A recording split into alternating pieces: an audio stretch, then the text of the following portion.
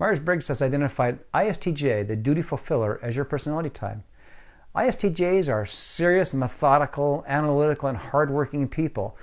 You store knowledge gained from your experiences, and you can use this knowledge to tackle new and problems and come up with new ideas and be able to accomplish things using this information that you've stored and gleaned.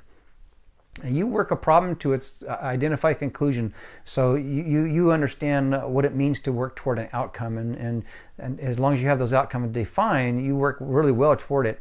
You are not waylaid by the concerns of other individuals. So when somebody comes up with a problem or an issue that's bothering them, it doesn't bother you. You can keep forging forward and make things happen the way you need to. You're uncomfortable with ideas that are theoretical in nature. You need to have something that are concrete. You need to be able to see the facts and the data behind something before you're able to move forward comfortably. You want a framework for a new concept before you're able to deal with it. You have to have a good solid framework. If you're experienced, you can make a real excellent manager. People with your personality type are great managers. They have a tendency to deal with what needs to get done and to make sure that people are doing what needs to be done and that they know how to do it. You have great value for the tried and true approach. You look at things and say, well, here, this is the way it's always been done. This works. Let's do it this way. Why mess it up? You're reluctant to adopt new systems and experience until experience proves them to be valid ways to do things.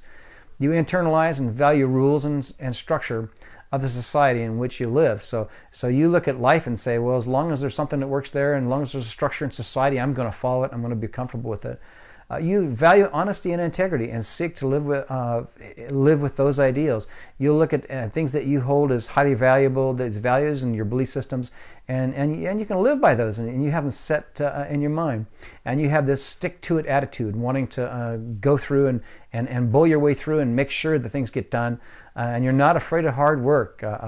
When it's something that you're interested in, you can keep going and going. You believe others should follow rules and be willing to work towards standards just like you are. But remember, not everybody has this ability to be able to see that standards should be followed and be able to look toward outcomes as the way they do things. So look to other people and try to understand before you make your judgments on how they do things. Make sure that you understand that not everybody looks at standards the same way you do and wants to live in the same kind of structures you do. It can be powerful for you to take their views into account. You're uncomfortable decisions based on values rather than objective criteria. So you'd rather see the data. The data are one thing, and when people make judgments based on values, it's hard for you to deal with that. You need to see the data.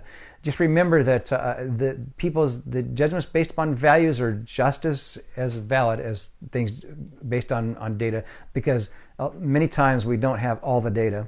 So let's talk about some of your weaknesses. You have an excessive love of food and drink.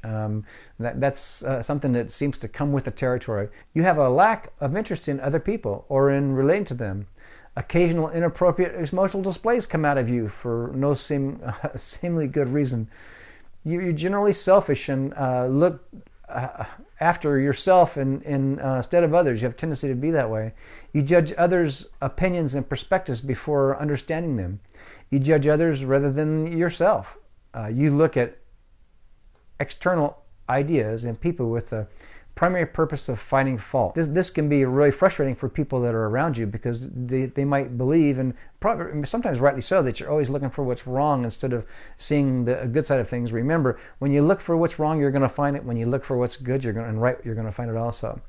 You may become slave to routine ways of doing things, to the point that any deviation is completely unacceptable to you. So just remember that life can be experienced in a lot of different ways, and if you develop a structure that's so tight that you can't move out of it and can't become comfortable in it, people will find that uncomfortable, especially certain personality types. So remember to go with the flow at times and stop, smell the roses, and enjoy life a little bit. Let's talk about some action items for you. Take care to listen to someone entirely before you pass judgment. Listen to everything they've got to say, and don't make rash judgments based upon what it is you think they're going to say. Make sure you understand and listen to everything that they say. Do things that allow your excellent organization and logic abilities to flourish. So get involved in things where you can help in that area. Explore the worlds of business, management, accounting, and medicine. You'll find that your logical approach to life will help you in all three of those worlds.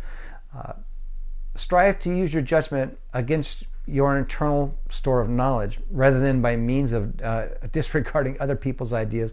In other words, look at your judgment and use your own judgment to reflect on your own ideas and not to make judgment on other people's ideas. Talk through your thoughts, express them out loud, express them to other people, bounce your ideas off other people.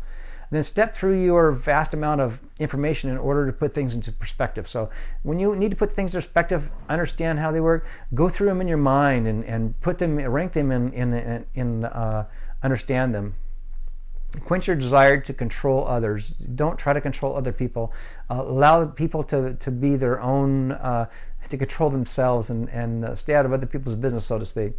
Take time to notice where others are coming from. Listen to them. Listen carefully, and especially when it comes to your spouse and the people that you love, your children, and so on. Be accountable for yourself, and set standards for yourself, and don't blame your problems on other people.